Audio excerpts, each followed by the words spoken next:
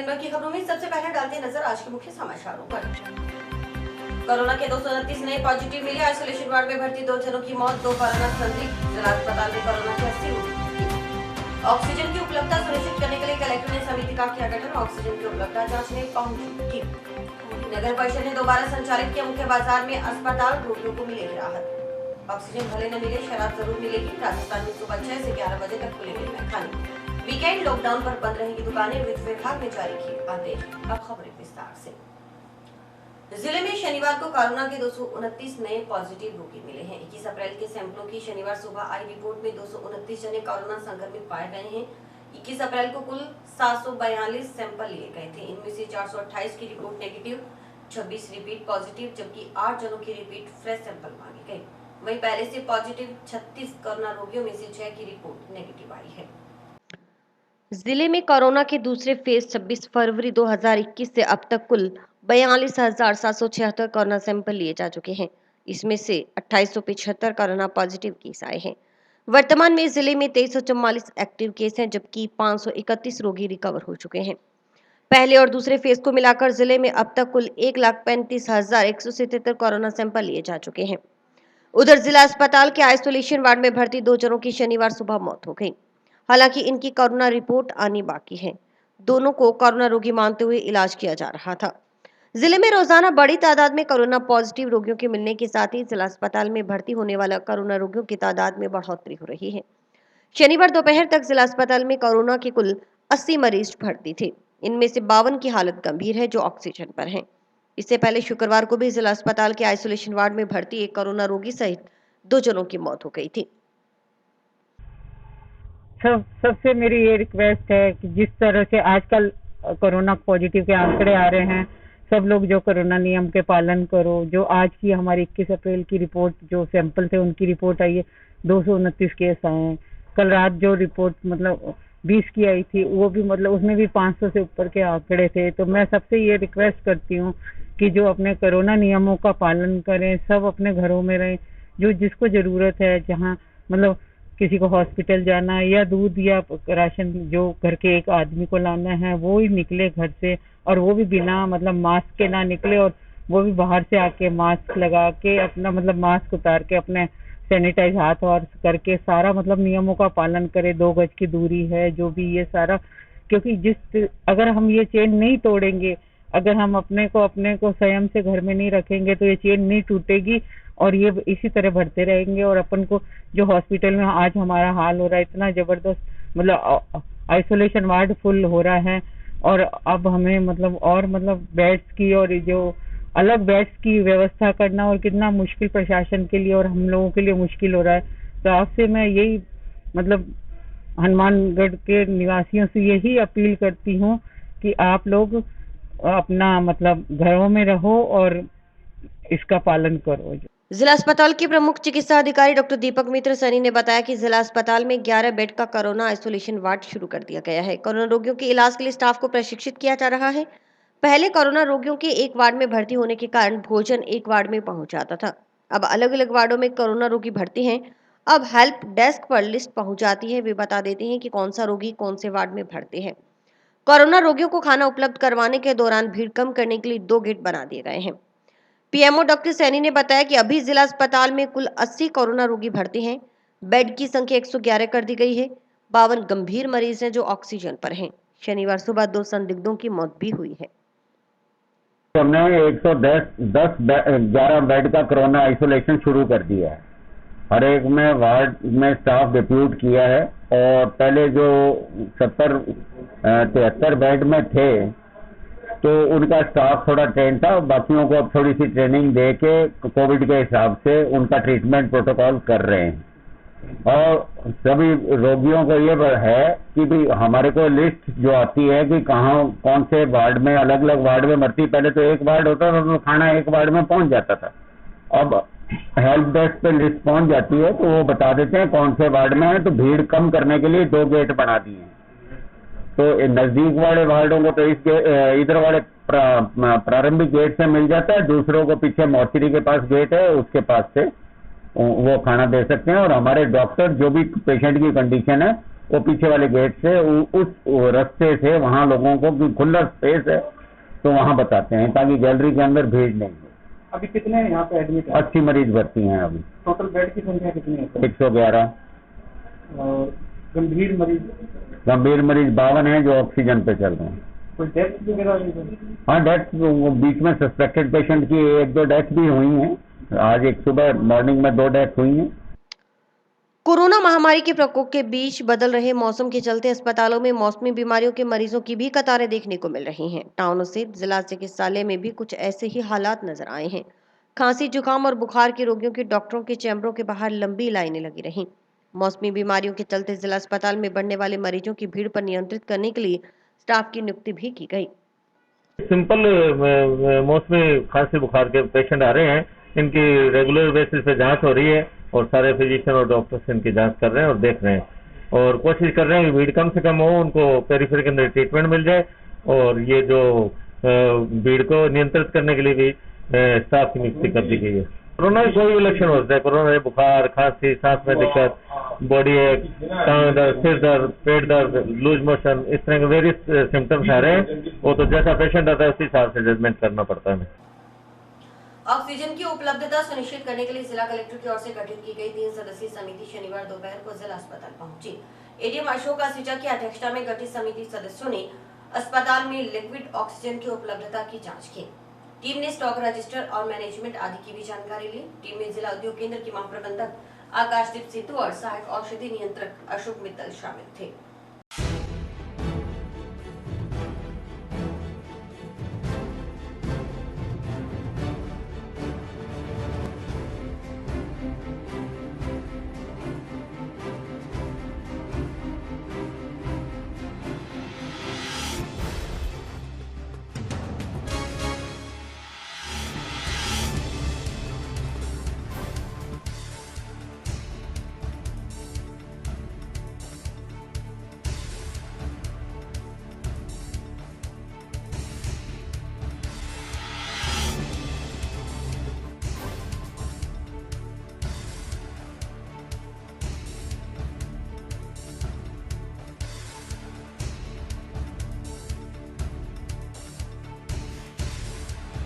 जिले में जैसे जैसे कोरोना भर्ती पेशेंट की संख्या बढ़ रही है वैसे वैसे ऑक्सीजन की मांग भी बढ़ रही है और ये स्टेट लेवल पे भी मांग बढ़ी है तो ऑक्सीजन की कमी आई है। तो ऑक्सीजन की कमी मांग और आपूर्ति को सुनिश्चित करने के लिए, उसमें बैलेंस बनाए रखने के लिए जिला स्तर पर एक एडीएम की अध्यक्षता में कमेटी गठित की गई है जो ये पर्यवेक्षण करेगी कि अस्पतालों को पर्याप्त मात्रा में, निजी अस्पतालों सहित सभी को पर्याप्त मात्रा में ऑक्सीजन मिले और ऑक्सीजन का दुरुपयोग भी नहीं हो। इसको चेक करने के लिए एक कमेटी बनाई गई है जिसमें एडीएम को अध्यक्ष बनाया गया और एडीसी और जीएमडीआईसी इसके मेंबर है। तो इसी सिलसिले में हम लोग यहाँ चेक करने आए थे और इनके स्टॉक रजिस्टर और किस तरह से इसका मैनेजमेंट है, किस तरह से प्लानिंग करते हैं, वो सारी देखने आए थे। क्या पर मिनट इनका क्या कंजप्शन है, दूसरे जिलों से कंपेरिजन भी करेंगे कि भाई वहाँ पे कम तो नहीं है, यहाँ अगर ज्यादा है तो कहीं लीकेज तो नहीं है, ये सारा चेक करेंगे। अभी तो इनके पास सिलेंडर कितने हैं सर? सिलेंडर में स्टॉक अभी चेक कर रहा हूँ। आपको नंबर ऑफ सिलेंडर अभी सफिशिएंट है, इतना बता सकता हूँ। डेटा मेरे को अभी ध्यान में नहीं है, अभी चेक करेंगे, बता देंगे। ऑक्सीजन वगैरह भी चेक किया आपने? कोई कमी नजर आई है? अभी तो चेक कर रहे हैं, चेक करने के बाद बता देंगे। कोरोना रोकथाम को लेकर गृह विभाग की ओर से जारी की गई गाइडलाइन की पालना नहीं करने पर प्रशासन सख्त रवैया अपना रहा है। इसके तहत जंक्शन व टाउन बाजार में पुलिस प्रशासन की ओर से पैदल मार्च निकाला गया। इस दौरान कोरोना गाइडलाइन की पालना का संदेश देते हुए बिना मास्क बाजार में घूम रहे लोगों व दुकानदारों के भी चालान काटे गए। कोरोना के बढ़ते संक्रमण को रोकने के लिए जिला पुलिस और प्रशासन मिलकर लगातार आमजन को जागरूक करने में लगा है। इसी के चलते आज भगत सिंह चौक से एसडीएम कपिल यादव के नेतृत्व में पैदल मार्च निकाला गया। इस दौरान लोगों से सामाजिक दूरी बनाए रखने की अपील की गई। पैदल मार्च सब्जी मंडी पहुंचा जहां दुकानदारों को मास्क वितरित किए गए। इसके बाद पैदल मार्च बस स्टैंड पहुंचा जहां बिना मास्क के घूम रहे लोगों के चालान काटे गए। इस दौरान पूछताछ केंद्र पर बिना मास्क बैठे रोडवेज कर्मचारी का भी चालान काटा गया। एसडीएम कपिल यादव ने बताया कि लगातार लोगों से कोरोना गाइडलाइन की पालना करने और अति आवश्यक होने पर ही घर से बाहर निकलने को लेकर समझाइश की जा रही है। यादव ने कहा कि कोरोना की दूसरी लहर बहुत खतरनाक है, लिहाजा लोग अनावश्यक रूप से घर से बाहर न निकलें। अगर जरूरी हो तो मास्क लगाकर ही निकलें। लोग इस बीमारी को हल्के में न लें। सरकार ने जो गाइडलाइन जारी की है उसकी पालना की जाए। कार्रवाई के दौरान एसडीएम कपिल यादव के अलावा सीओ सिटी प्रशांत कौशिक, तहसीलदार दानाराम, नगर परिषद के अधिशासी अभियंता सुभाष बंसल समेत प्रशासन, पुलिस और नगर परिषद के अधिकारी कर्मचारी शामिल रहे।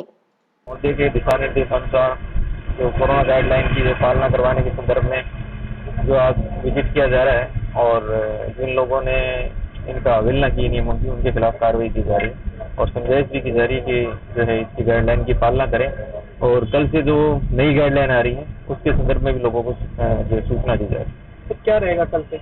कल से दूध और जो अन्य आवश्यक जो सेवाएं हैं वो उन एक निश्चित टाइम के लिए दूध वगैरह की दुकानें खुली रहेंगी। आवश्यक सेवाएं की दुकान जो मेडिकल वगैरह की वो खुली रहेंगी। उसके अलावा संपूर्ण रूप से कल जो है लॉकडाउन है। नई गाइडलाइन जो राज्य सरकार की तरफ से आ रही है उस संबंध में आम जनता को बताना, जागरूक करना और उसकी इम्प्लीमेंट पालना करवाना हमारा उद्देश्य है।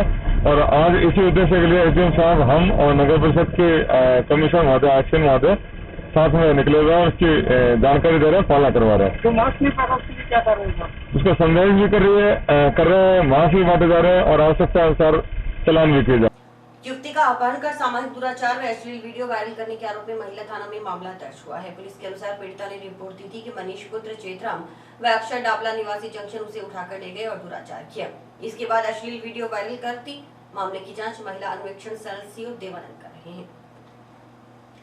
जंक्शन पुलिस ने पुराने नगरपालिका कार्यालय के पास से बाइक चोरी करने के मामले में एक युवक को गिरफ्तार किया गया है। उसे जिला कारागृह से प्रोडक्शन वारंट पर गिरफ्तार किया। जांच अधिकारी एएसआई रामेश्वर लाल सिवर ने बताया कि बाइक चोरी के मामले में प्रोडक्शन वारंट पर साहिल उर्फ गोरा राजपूत निवासी मलोट, जिला मुक्तसर, पंजाब को हासिल किया गया है। पूछताछ के बाद आरोपी की निशानदेही पर चोरीशुदा बाइक बरामद भी कर ली गई है। जांच अधिकारी के अनुसार आरोपी ने पूछताछ में जंक्शन क्षेत्र में बाइक चोरी की 2 वारदातों को अंजाम देने की बात स्वीकारी है। दूसरी बाइक चोरी के मामले में आरोपी को पूर्व में ही गिरफ्तार कर बाइक बरामद कर जेल भिजवा दिया गया था। इस मामले में भी बरामदगी के बाद आरोपी साहिल को शनिवार को वीडियो कॉन्फ्रेंस के जरिए मजिस्ट्रेट के समक्ष पेश कर न्यायिक अभिरक्षा में जेल भिजवा दिया गया। अपने जंक्शन से बाइकें चोरी हो रही हैं, तो कल प्रोडक्शन वार्ड श्रीमान सीजीएम साहब से वारंट लिया था, जेल से मुलजिम को लिया। मुलजिम है ये साहिल उर्फ गोरा। इसने अपने पुराने वादी नगर पालिका का जो ऑफिस है वहाँ से एक बाइक चोरी करवाया था। बाइक को बरामद कर लिया। अभी अनुसंधान उससे जारी है। अपने सीजीएम साहब से लिया था राड कोर्ट से, तो पहले अपने जेल के अंदर लोकल जेल में था, अब जेल से इसको प्रोडक्शन वार्ड पर लेकर के अपना वो एक बाइक बरामद किया और पूछताछ जरिए भी सीजीएम साहब पेश करेंगे और इससे कोई बरामदगी चांस नहीं है, इसलिए इसको जेसी करवा। जिले के तलवाड़ा झील थाना क्षेत्र के एक गांव से 2 नाबालिग बहनें परिवार के सदस्यों को भोजन में नशीली गोलियां खिलाकर 2 युवकों के साथ भाग गईं। जाते समय घर से जेवरात में नकदी भी ले गईं। इस संबंध में इन लड़कियों के पिता ने 2 युवकों के खिलाफ तलवाड़ा झील थाना में अपहरण के आरोप में नामजद मामला दर्ज करवाया है। जानकारी के अनुसार मसीता वाले निवासी ओम प्रकाश नायक व प्रमोद ओढ़ उनकी 15 व 16 वर्षीय बेटियों को बहला फुसलाकर अपने साथ ले गए। इससे पहले उसकी बेटियों ने परिवार वालों को खाने में नशीली गोलियां मिलाकर खिलाती, इससे वे बेहोश हो गए। जाते समय उसकी बेटियां घर से करीब 55 ग्राम सोने के आभूषण व 20,000 रुपए नकद भी ले गईं। नगर परिषद हनुमानगढ़ की ओर से टाउन के मुख्य बाजार अग्रसेन चौक के पास बने अस्पताल को अब पुनः संचालित किया जा रहा है। इससे पहले डॉक्टर केदार गुप्ता सेवाएं दे रहे थे। उनके रिटायरमेंट के बाद यह अस्पताल बंद हो गया था। अब दोबारा इसका निर्माण करवाया गया है, जिस पर करीब 16 से 17 लाख रुपए की लागत आएगी। नगर परिषद के सभापति गणेश राज बंसल ने बताया कि इस अस्पताल में दवाइयां, फर्नीचर आदि का काम चल रहा है। वहीं पूर्व पीएमओ ने अस्पताल में निःशुल्क सेवाएं देने की घोषणा की है। इसके अलावा यहां फिजिशियन डॉक्टर भी सेवाएं देंगे ताकि आमजन को राहत मिल सके। ऊपर इंडोर भी बनाया गया है, जिसमें एसी आदि भी लगवा दिए गए हैं। सभापति ने बताया कि विधायक चौधरी विनोद कुमार से मिलकर इस अस्पताल में रोगियों की सुविधाओं के लिए और विस्तार किया जाएगा। इस अस्पताल के संचालित होने से बाजार, नगर परिषद का एरिया तथा आसपास के गाँव के लोगों को फायदा मिलेगा।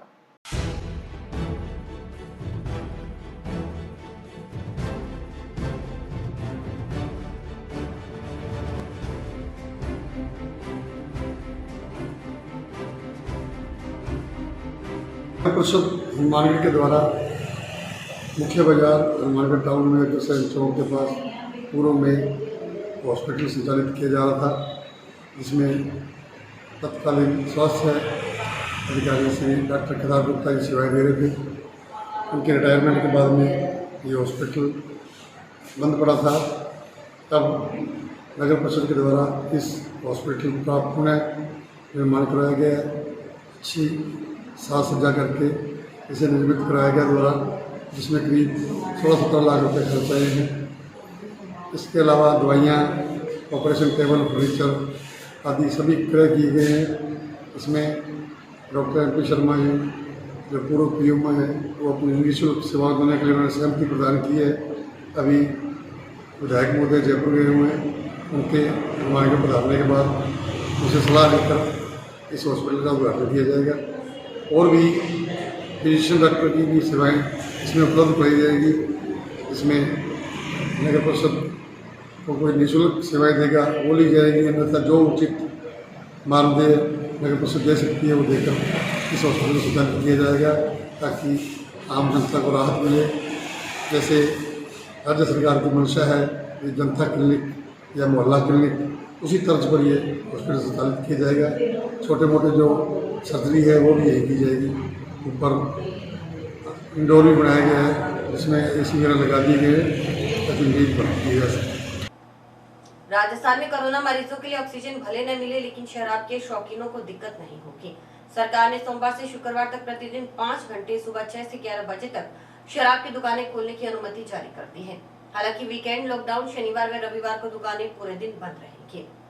राज्य सरकार ने शुक्रवार को कोरोना की नई गाइडलाइन जारी करते हुए सख्तियां और बढ़ाई थी। इस गाइडलाइन में प्रदेश की शराब की दुकानों, खनन गतिविधियों और रजिस्ट्रियों के कार्यालयों को खोलने के संबंध में राजस्व विभाग से अलग से आदेश जारी करने का उल्लेख किया था।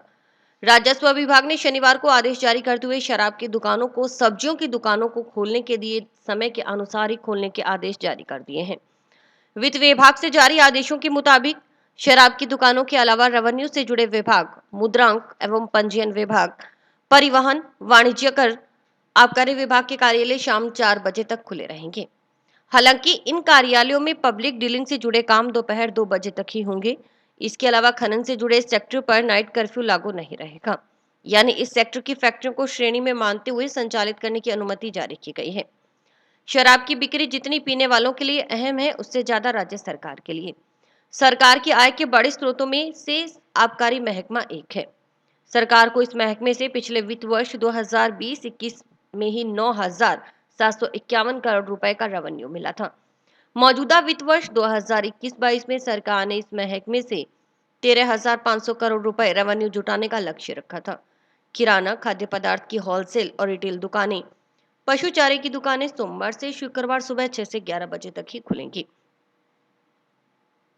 जो शनिवार रविवार को बंद रहेंगी। डेयरी और दूध दुकानें सुबह 6 से 12 बजे और शाम 5 से 7 बजे तक खुल सकेंगी। सरकार के गृह विभाग द्वारा 23 तारीख को जारी गाइडलाइन, जो नई गाइडलाइन दुकानों के लिए जारी की गई है कोरोना की बढ़ते प्रकोप को देखते हुए, तो उस गाइडलाइन के तहत जो सभी दुकानें 6 से 11 बजे तक खोलने के आदेश आए हैं। तो इस संबंध में वित्त एवं राजस्व विभाग की तरफ से मदिरा दुकानों के संबंध में आज दिनांक 24 तारीख को ये स्पष्टीकरण दिया गया है कि ये दुकानें, जो मदिरा दुकानें हैं, वो भी अन्य दुकानों की भांति 6 से 11 बजे तक खुली रहेंगी और वीकेंड कर्फ्यू जो शनिवार और रविवार को होता है उसका पूर्णतः पालन किया जाएगा, पूर्णतः बंद रहेंगी और बिना मास्क और जो मास्क या कोरोना से संबंधित जो गाइडलाइन है उसका पूर्णतः पालन किया जाएगा।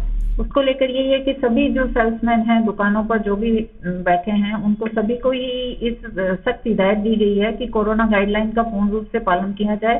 स्वयं भी मास्क लगाएं और जो व्यक्ति खरीदने आता है मदिरा उसके भी मास्क लगा हुआ हो और सैनिटाइजर दुकान पर रखना जरूरी है ताकि आने जाने वाले और स्वयं सेल्समैन भी उसको बार बार प्रयोग करें, हाथों पे लगाए और टाइम से उसको बंद कर दें।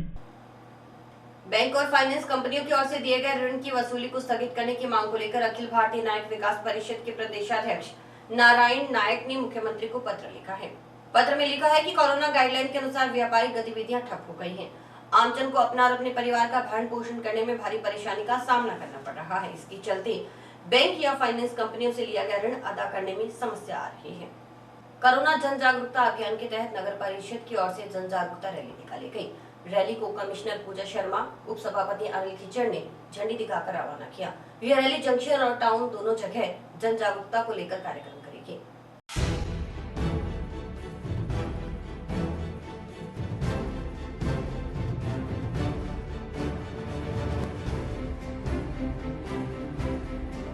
हनुमानगढ़ जिले में जो कोरोना वायरस के पेशेंट ज़्यादा बढ़ रहे हैं, उसको देखते हुए सबसे मेरी यही अपील है कि भाई मास्क लगा के रखें और 2 गज की दूरी बना के रखें। जरूरत हो तो ही अपने घर से बाहर निकले, अन्यथा अपने घर से बाहर ना निकले। जो अपनी सेफ्टी अपने पास है, जरूरत पड़े तो ही बाहर निकले, अन्यथा ना निकले।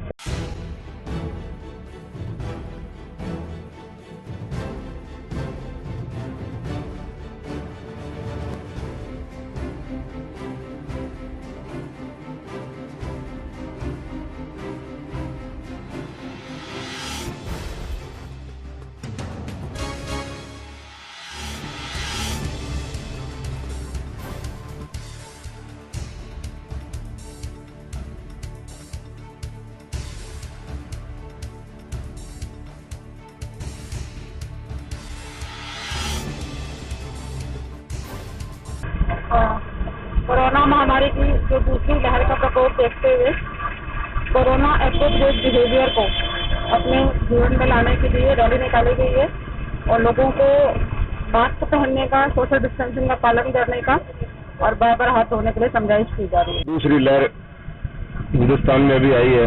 ये कोरोना पूरी दुनिया में महामारी के रूप में फैल चुका है और हमारे हिंदुस्तान में इस दूसरी लहर से रोजाना सैकड़ों परिवारों में एक आधा आदमी जरूर कहीं न कहीं लोगों का नुकसान हो रहा है। और इसी को देखते हुए माननीय मुख्यमंत्री अशोक जी गहलोत के निर्देश पे समस्त राजस्थान में आज जागरूकता रैली के रूप में हम लोग सड़कों पे निकले हैं और लोगों को जिनके पास मास्क नहीं है उन्हें मास्क वितरण कर रहे हैं, लोगों को समझा रहे हैं, दुकानदारों को भी बता रहे हैं भी आप लोग बिना मास्क के सामान नहीं बेचें, जो भी दुकानें परचून की है जो खुली हैं।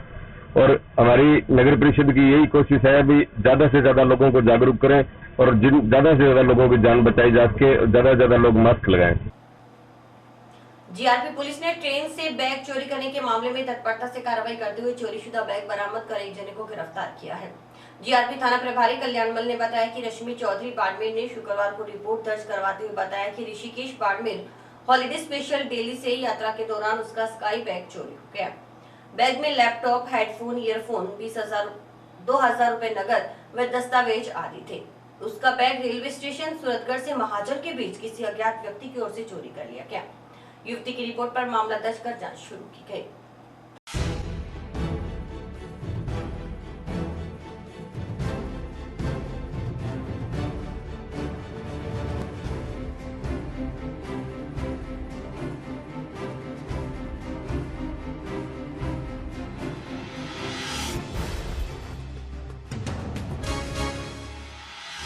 दिनांक 23/4/21 को सूचना मिली कि ट्रेन कालका एक्सप्रेस में सूरतगढ़ और महाजन के बीच एक महिला यात्री का बैग चोरी हो गया, जिसमें एक लैपटॉप, 2000 रुपये नगद व कुछ आवश्यक सामान है। इस सूचना पर तुरंत हमने सूरतगढ़ चौकी मुलाजमान को सूचित किया व नज़दीक के थानों को भी सभी को सूचित किया, जिसमें तलाश के दौरान महाजन के पास वो पकड़ा गया तथा महिला यात्री द्वारा लालगढ़ जीआरपी चौकी पहुंचकर एक लिखित रिपोर्ट पेश की, जिस पर हमने मुकदमा नंबर 8/21 धारा 379 आईपीसी में दर्ज कर तफ्तीश शुरू की गई। सूरतगढ़ चौकी द्वारा उस संदिग्ध को लेकर के यहाँ पे हनुमानगढ़ थाना लेके आए। एफआईआर का मिलान किया गया तो चोरी गया लैपटॉप प्लस महिला यात्री का एक आईडी कार्ड मिला उसमें, जिससे ये तय हो गया कि ये उसी महिला यात्री का चोरी हुआ सामान है। पूछताछ के दौरान उसने अपनी गलती स्वीकार की, माल को बरामद किया। लैपटॉप की कीमत करीबन 68,500 रुपये व 2,000 रुपये नगद पूरे ने मिल करके 1,840 रुपये ही उसमें मिले, जिनको जरिए फर्द जब्त किया गया। वह आज दिनांक 24/4/21 को श्रीमान एसीजीएम साहब रेलवे कोर्ट बीकानेर में उसको पेश किया गया। अन्य मुकदमों में पूछताछ हेतु 3 दिन का रिमांड लिया गया है और कल उनको पुनः पूछताछ की जाएगी। अन्य प्रकरण में शायद कोई खुलासा हो सके, संभावना लग रही है कि शायद अन्य प्रकरण में कोई बरामदगी भी हो सके। 3 तारीख को पुनः उसको रेल एयरपोर्ट बीकानेर में पेश किया जाएगा। खेत में कीटनाशक दवा का छिड़काव करते समय अचेत हुए युवक की बीकानेर में पीबीएम अस्पताल में इलाज के दौरान मौत हो गई। पुलिस ने पोस्टमार्टम करवा शव परिजनों को सौंप दिया। मामला जिले की नौहर थाना क्षेत्र का है। इस संबंध में नौहर थाना में मदद दर्ज हुई है। वर्तमान में कोविड-19 महामारी की दूसरी लहर के दौरान संक्रमितों की संख्या में दिन प्रतिदिन वृद्धि होती जा रही है। इसके दृष्टिगत रखते हुए कोविड-19 की रोकथाम के लिए राजस्थान राज्य विधिक सेवा प्राधिकरण की ओर से टीकाकरण जागरूकता अभियान चलाया जा रहा है। जागरूकता अभियान के सघन संचालन के लिए जिले में प्रत्येक पंचायत स्तर पर कोविड-19 वैक्सीनेशन को बढ़ावा देने के लिए जागरूकता कार्यक्रम आयोजित करने के लिए रालसा की ओर से निर्देशित किया गया है। इसी क्रम में जिला विधिक सेवा प्राधिकरण सचिव संदीप पोकौर की ओर से शनिवार को जिला परिषद के अतिरिक्त मुख्य कार्यकारी अधिकारी डॉक्टर अभी गर्ग के साथ बैठक का आयोजन किया गया। इसमें सचिव ने एसीईओ को कोविड-19 वैक्सीनेशन को बढ़ावा देने के लिए पंचायत स्तर पर जागरूकता कार्यक्रम आयोजित करने के संबंध में निर्देशित किया। वहीं जौड़किया ग्राम पंचायत में भी प्रशासन की ओर से चिरंजीवी स्वास्थ्य बीमा योजना और कोविड-19 वैक्सीनेशन को लेकर ग्रामीणों को जागरूक किया गया। इसके अलावा अन्य कोई भी परिवार है, कोई भी चाहे वो कर्मचारी हो, अधिकारी हो, मजदूर हो, कोई भी हो, 850 रुपये जमा करा के ई मित्रा के ऊपर अपना पंजीयन करो। आय की कोई सीमा नहीं है, चाहे कितना कोई आय की सीमा आदमी है भाई, 850 रुपये कोई दिक्कत नहीं, अधिक तो नहीं होगी। किसी का कोई बंदे कैशलेस है ये, और 5 लाख का इसके अंदर पर बीमा है। सभी प्राइवेट हॉस्पिटल प्लस सरकारी, जिस हॉस्पिटल में जाओगे उसी के अंदर। पंचायत जोड़किया के अटल सेवा केंद्र के अंदर राजेश के अंदर ये टीकाकरण के बारे में प्रचार प्रसार करने हेतु संबंधित कार्मिक की जो यहाँ कार्य थे उनको मोटिवेट किया गया कि अधिक से अधिक वैक्सीन लगवाने की कोशिश करें और मुख्यमंत्री संजीवनी बीमा योजना के बारे में लोगों को जानकारी दी। उसके अंदर मोटिवेशन के तहत हमारे के द्वारा बताया गया कि ये टीकाकरण जो 1 मई से 18 प्लस के लिए भी होने जा रहा है, तो ज़्यादा से ज़्यादा लोगों को टीकाकरण करवाएं ताकि इस महामारी से निजात मिले। इसी के साथ मुख्यमंत्री चिरंजीवी बीमा योजना के तहत 30/4 तक जो पंजीकरण होना है उसके बारे में प्रचार प्रसार और संविदा कर्मियों को NFS जो पात्र परिवार है उनका और प्लस 850 रुपये से अन्य लाभार्थी हैं उनका भी पंजीकरण के लिए मोटिवेशन किया गया, प्रचार प्रसार किया गया, बैठक में जानकारी दी गई। इसमें सरकार की तरफ से तहसीलदार साहब, पीओ साहब और जो कोविड कोर कमेटी के जो नियंत्रक है वो पधारे हुए थे।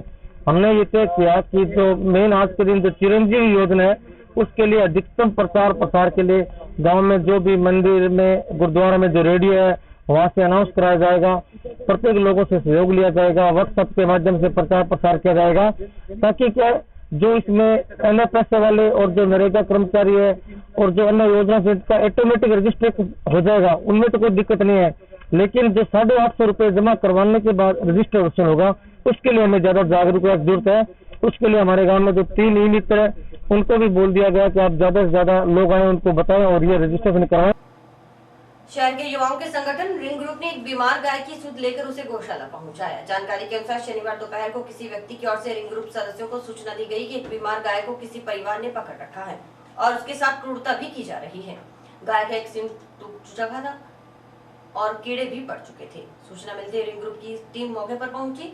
उस गाय के बारे में संबंधित परिवार से जानकारी ली तो वे जानकारी देने में असमर्थ थे। इस पर टीम सदस्यों ने गाय को वहां से मुक्त करवाकर गौशाला पहुंचाया। और इसी के साथ समाचार समाप्त हुए। रोजाना देखते रहिए समाचार। नमस्कार।